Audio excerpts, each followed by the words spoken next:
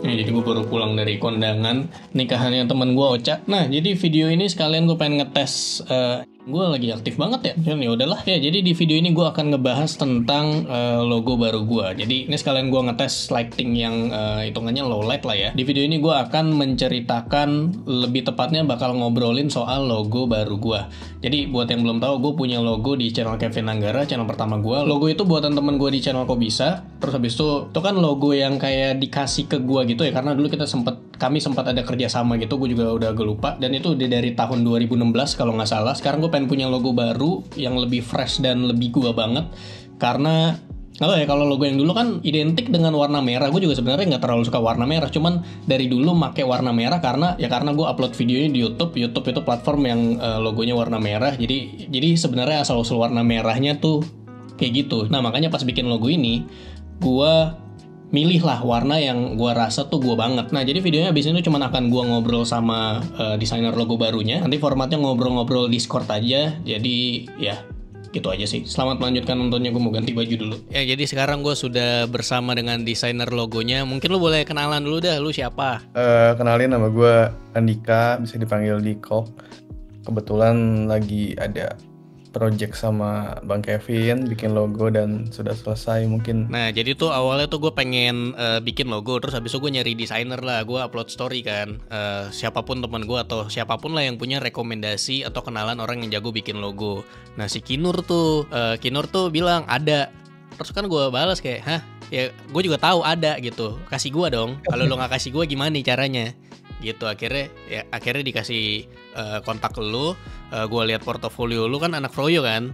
Nah, jadi lebih gampang. Akhirnya langsung tuh hari itu juga deal kan. Gue udah ceritain dikit. Ketika ditanya warna juga gue sebenarnya kayak cuman ya udah ngasalnya nih warna merah, karena kan gue bikin videonya di YouTube kan warna merah. Jadi kayak gitu aja. Gue juga sebenarnya nggak suka banget warna merah gitu. Cuman nggak tahu ya menurut orang lain identik apa enggak. Cuman ketika gue mau bikin logo baru, ya akhirnya nih gue punya kesempatan nih milih warna nih gitu.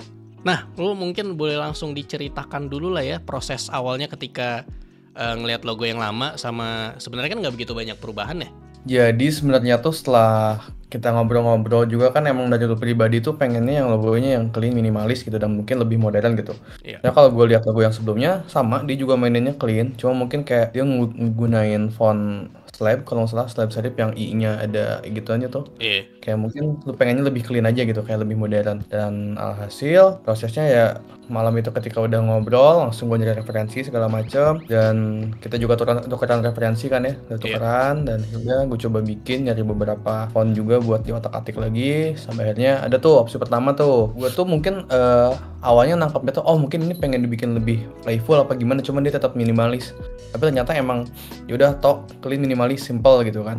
Dan sebenarnya pun dari lu pribadi emang pengennya si icon itu pun tetap di bawah gitu, iconnya emang dari lama udah ada tuh yang kacamata itu. Akhirnya gue coba bikin lagi opsi 2 yang logogram tuh, yang sekalian yang banyak banget itu. Gue bikin banyak tapi mungkin masih belum ada yang cocok juga, sampai akhirnya udah coba lihat dulu referensi yang sebelumnya, kata lo kan. Ya udah gue lihat tuh yang sebelumnya, pakai font yang ini aja, hanya gue terapkan dan jadi logo yang sekarang yang ada kacamatanya itu dengan beberapa opsi sebelumnya gitu kan. Nah, paling gue jelasin dikit soal filosofi kacamata itu ya, kenapa masih di keep. Jadi tuh salah satu yang gue suka dari logo sebelumnya tuh adalah kacamatanya gitu. Jadi memanfaatkan huruf G yang ada di nama gue, Anggara, GG itu jadi bentuk kacamata. Dan waktu itu tuh 2016 emang gue baru mau lasik. Sebelumnya gue emang pakai kacamata.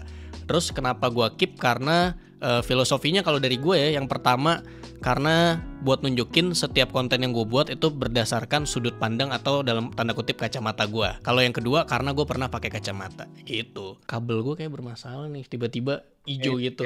Lu lihat kan ada hijau gitu kan? Iya. Tadinya gue kira kayak emang pengen agak dibedain atau gimana, tapi emang dari lu pribadi kan emang udah pengen kayak gitu aja, cuman emang diganti fontnya biar lebih minimalis. Dan akhirnya ketemulah tuh font yang 3 itu, ada 3 opsi. Dan dari 3 opsi itu akhirnya kepilihlah yang sekarang. Sebenarnya tuh gue udah sempet kayak bikin opsi yang agak rounded gitu, agak tipis, agak tinggi fontnya. Cuma karena mungkin yang sekarang yang lebih menjawab kebutuhan juga gitu, kayak lu pengennya gitu, dan Nah, tadinya tuh gue bikin juga opsi yang dari si huruf G itu, dia tuh tetap kayak gitu berhadapan G-nya, tapi bukan berbentuk kacamata, tapi malah kayak jadi icon orang kayak gini. Iya, atau kayak dumbbell tuh. Iya, kayak dumbbell, kayak gue mikirnya kayak mungkin kalau bisa kayak bego-begoannya gitu, kayak nyangkut pautinnya kayak ini karena mungkin terus sekarang kayak lebih bugar atau gimana Iya. gitu kan kalau dari pribadi. Nah, tapi ternyata dari pribadi prefernya dia emang dibikin tetap kayak yang lama. Jadi sebenarnya nggak gitu banyak yang gue otak-atik, tapi mungkin dari eksplorasi sebelumnya ada beberapa yang scrap juga sampai akhirnya jadi kayak sekarang gitu. Dan dari logo itu sendiri, sebenarnya dari si iconnya gue coba turunin buat dibikin super grafis, yang mana kan kalau bisa dilihat di si cover YouTube yang sekarang gitu, itu kayak jadi nambah buat pattern juga gitu, buat kayak dia tetap clean minimalis tapi ada playfulnya dikit tuh. Iya. Gitu. Nah, jadi selain bikin logo, lu juga bikin thumbnail live streaming yaitu nanti. Terus habis itu bikin yang YouTube banner sama YouTube banner sama nanti end screen ya. Cuman karena gue belum ada belum ada video di channel pertama, jadi orang belum pada lihat. Gitu aja sih paling kalau dari gue, pertanyaannya itu doang. Cuman kalau dari lu ada notes atau cerita tambahan mungkin? Ya mungkin dari awal kali yang kayak boleh. kaget gak expect gitu. Jadi hari itu tiba-tiba Kinur bilang, kok coba minta fotonya yang khusus logo, kata dia. Gue kan kalau bikin logo tuh belum yang gue rapiin ke foto dan kayak banyak banget gitu. Jadi masih berserakan itulah, kayak filenya gak tau di mana gitu. Nah ya udah, gue ada foto yang emang masih jalan gitu, kayak mungkin baru beberapa slide doang.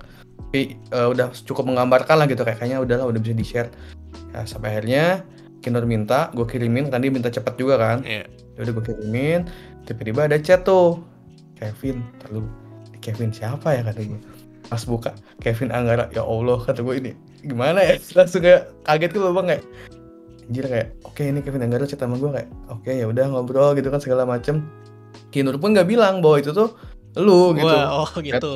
Nah, karena sejujurnya gue nggak follow lu di IG kan sebelumnya. Iya. Nah, pas gue cek IG, ya bener lagi kata gue. Ya udah tuh, akhirnya kita ngobrol-ngobrol segala macam. Ya sudahlah, berlanjut lah proses ini gitu.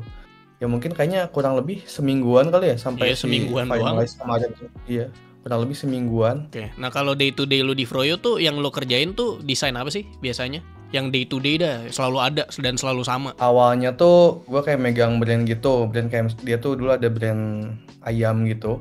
Gue megang kayak gue retainer aja, kayak postingan IG segala macem gitu. Nah terus kesini kan kalau misalkan dilihat tuh si Freudian tuh ada freudian.com tuh. Dia tuh kayak buat artikel segala macam yang naik tiap hari dan template-nya selalu ada. Itu tuh yang bisa dikerjain, ada terus tiap hari.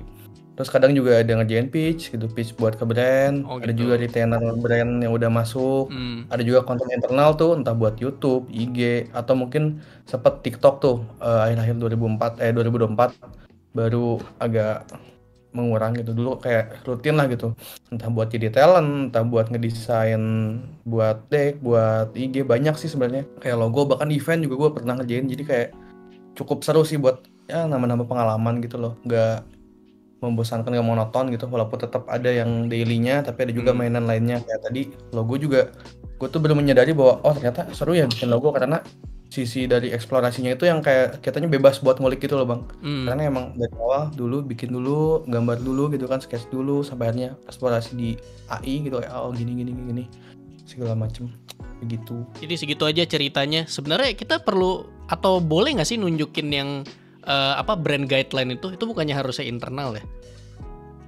Sebenarnya tadinya tuh gue bikinnya emang mau bikin 2 tuh bang, yang emang buat emang kebutuhan lu doang, sama buat present. Nah, tapi beda ya? Kebutuhan lu, iya, buat kayak biar lu kayak tahu ini gitu, kayak gini, biar ketata gitu. Nah terus kalau yang di drive itu? Karena yang gue bikin itu sekalian buat present, tadinya kayak buat ada story-nya tuh apa. Jadi tadi gue ceritain tuh dari situ tuh kayak awalnya gini, dan jadi prosesnya kayak gini, dan hanya ada warna ini, dan juga turunan jadi kayak gini, kayak gitu tadinya.